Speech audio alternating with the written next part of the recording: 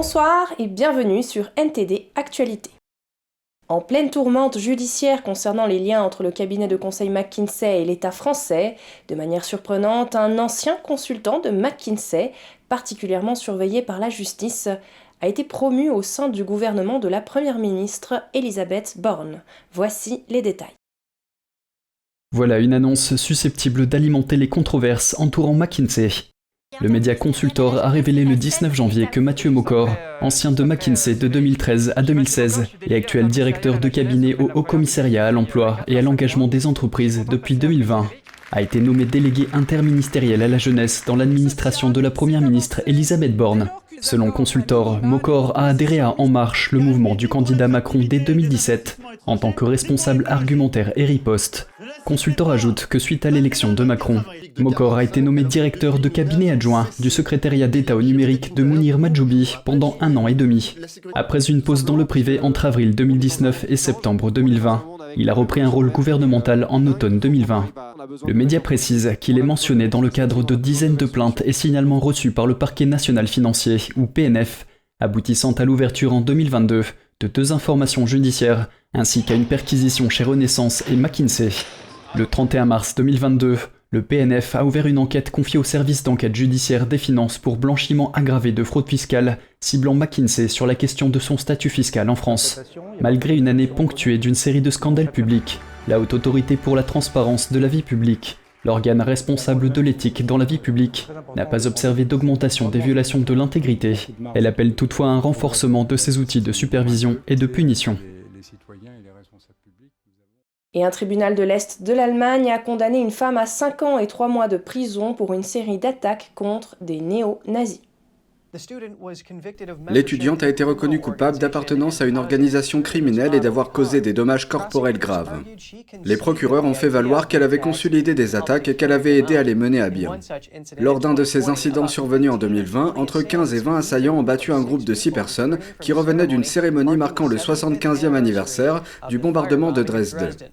Les procureurs ont déclaré que plusieurs victimes avaient subi des blessures graves après avoir reçu des coups de poing, des coups de pied et des coups de matraque. 3 complices ont été condamnés à des peines allant jusqu'à 39 mois de prison. Les États-Unis pressent la Turquie de finaliser immédiatement l'adhésion de la Suède à l'OTAN. Le chef de l'OTAN s'est dit optimiste quant à l'aboutissement de la candidature d'ici juillet. Mardi, le secrétaire d'État américain a déclaré que le moment était venu pour la Turquie de renoncer à ses objections à l'adhésion de la Suède à l'OTAN. Il n'y a aucune raison d'attendre plus longtemps. La Suède est prête maintenant. Cette décision doit être prise maintenant. Il a ajouté que le pays nordique avait déjà pris des mesures importantes pour répondre aux objections d'Ankara à son adhésion. Il s'est exprimé aux côtés du Premier ministre suédois lors d'une visite dans le nord de la Suède. Blinken a rejeté l'idée d'un lien entre la décision de la Turquie et la vente d'avions de chasse à Ankara. Mais le président Biden y a fait allusion lundi à Washington. J'ai parlé à Erdogan. Je l'ai félicité et il veut toujours travailler sur les F-15. Je lui ai dit que nous voulions un accord avec la Suède. Fraîchement réélu ce week-end, le président turc pourrait atténuer ses objections à l'adhésion du pays nordique. Il accuse la Suède d'être trop laxiste à l'égard des groupes qu'Ankara considère comme des terroristes. Le chef de l'OTAN, Jens Stoltenberg, a déclaré mardi qu'il était optimiste. Il n'y a pas de garantie, mais il est tout à fait possible de parvenir à une solution et de prendre une décision sur l'adhésion de la Suède comme membre à part entière d'ici le sommet de Vilnius.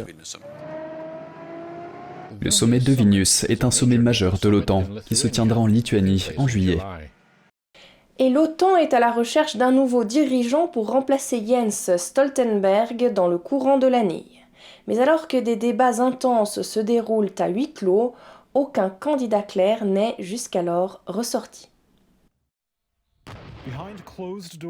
En Europe et en Amérique du Nord, dans les capitales et les quartiers généraux militaires, un débat intense se déroule à huis clos.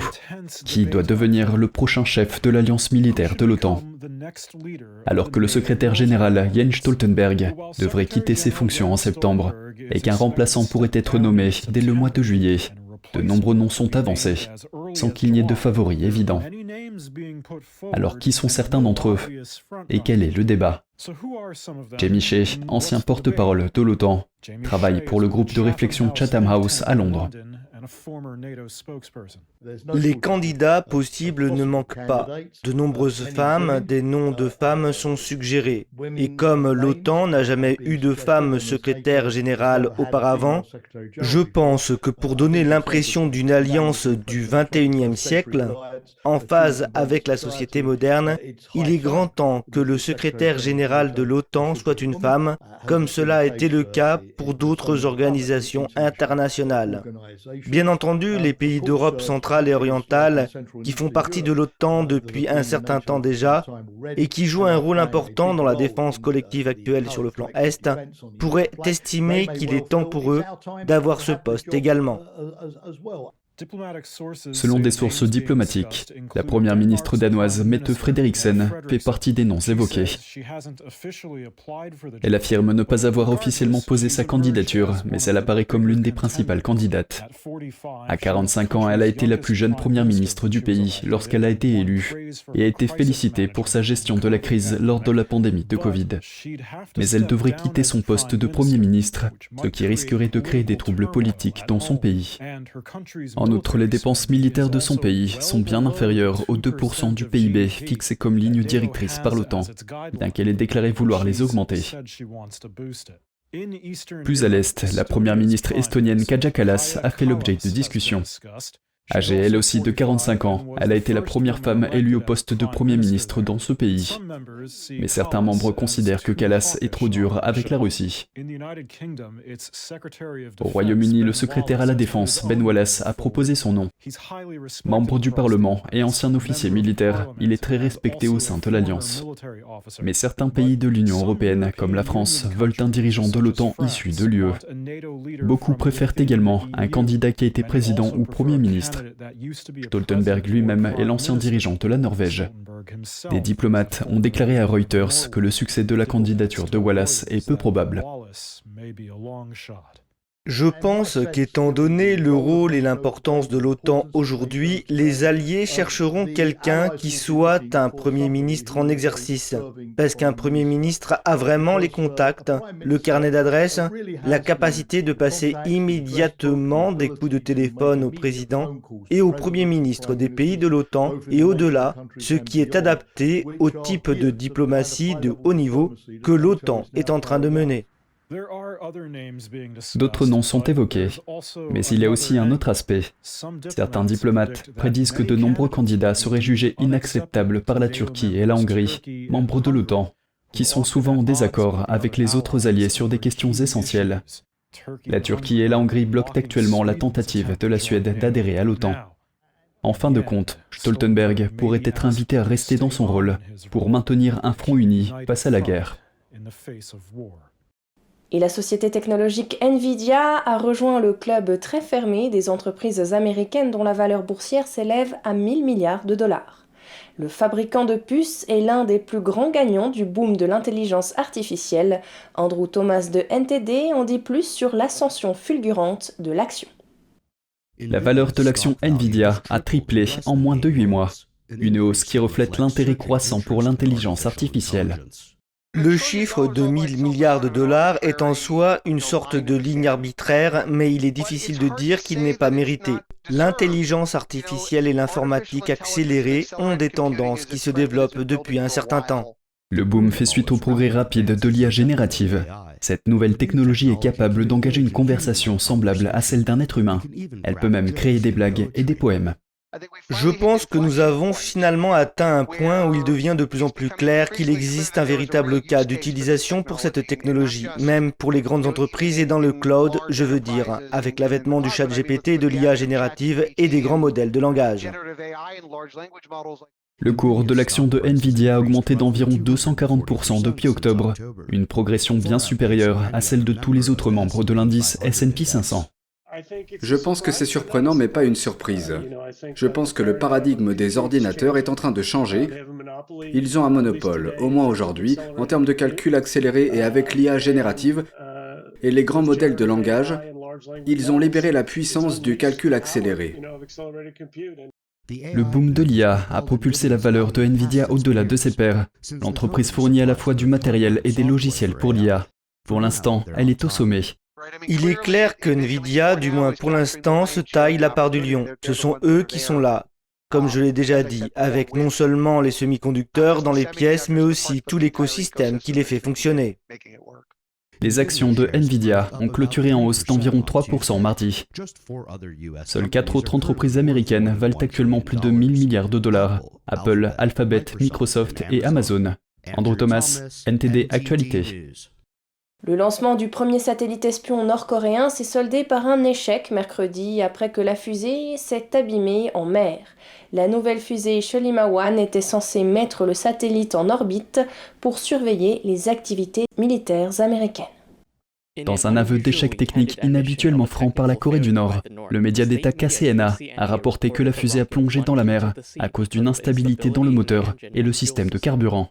La Corée du Sud voisine a déclaré avoir récupéré ce que l'on pense être des pièces du véhicule de lancement spatial, notamment ce grand objet cylindrique attaché à une bouée. L'état-major interarmé de Séoul a déclaré que le projectile était tombé dans les eaux près de l'île d'Eocheongdo, dans le sud-ouest du pays. Le lancement du satellite par la Corée du Nord a déclenché des sirènes d'alerte aérienne et de brèves alertes à l'évacuation dans certaines parties de la Corée du Sud et du Japon. Elles ont été retirées sans qu'aucun danger ou dommage n'ait été signalé.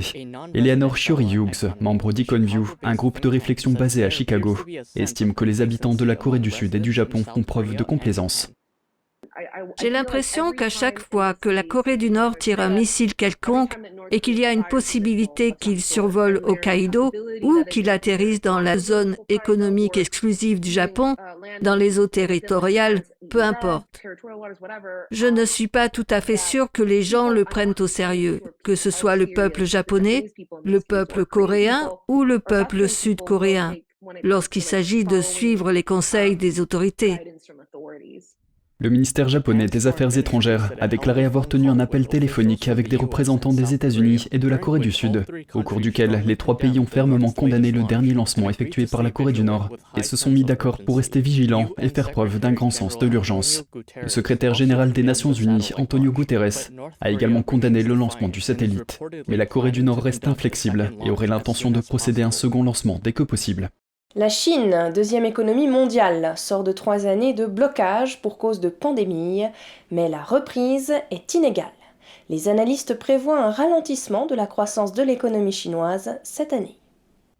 La reprise économique chinoise montre des signes de faiblesse. Les indicateurs économiques du mois dernier dressent le tableau d'un rebond de la pandémie qui s'essouffle et ne donne pas les résultats escomptés.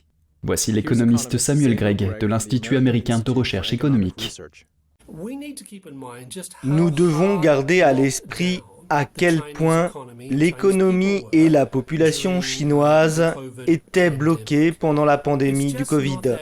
Il n'est pas facile de s'en remettre rapidement. Les données montrent que l'activité des usines chinoises s'est contractée plus rapidement que prévu ce mois-ci. Le mois dernier, les importations chinoises se sont fortement contractées, les investissements immobiliers se sont effondrés et les bénéfices industriels ont chuté. En outre, les ventes au détail sont en baisse et la demande intérieure est faible. Voici Brian McCarthy, stratège en chef de la société de conseil économique MacroLens. Le niveau des dépenses est quelque peu décevant. L'optimisme économique reste très faible, le chômage est élevé en Chine et les problèmes structurels continuent de peser sur le consommateur chinois. Nous constatons une forte baisse de la rentabilité du secteur manufacturier chinois, une croissance nominale très lente et une industrie manufacturière chinoise en perte de vitesse. Un certain nombre de pays occidentaux sont confrontés à la perspective d'une éventuelle récession et le crédit devient de plus en plus difficile à obtenir, ce qui pèsera encore plus sur l'économie chinoise. Selon McCarthy, en période de resserrement des liquidités mondiales, la Chine est toujours en difficulté. Le véritable moteur de la croissance chinoise est l'investissement intérieur. La Chine est confrontée à la fin de son modèle de croissance fondé sur l'investissement. Les projets d'infrastructure, qui étaient censés faire grimper la croissance locale et les recettes fiscales d'un certain montant, ne se sont pas concrétisés. Ils n'ont tout simplement pas les revenus nécessaires et ils ne peuvent pas continuer. Les analystes revoient désormais à la baisse leurs prévisions pour l'économie chinoise. Des institutions financières telles que Nomura et Barclays réduisent toutes deux les prévisions de croissance du PIB de la Chine pour 2023. Et au Royaume-Uni, les communautés se mobilisent pour sauver leurs pubs de la fermeture. Les pubs sont souvent le lieu de rencontre du quartier et l'âme de la communauté.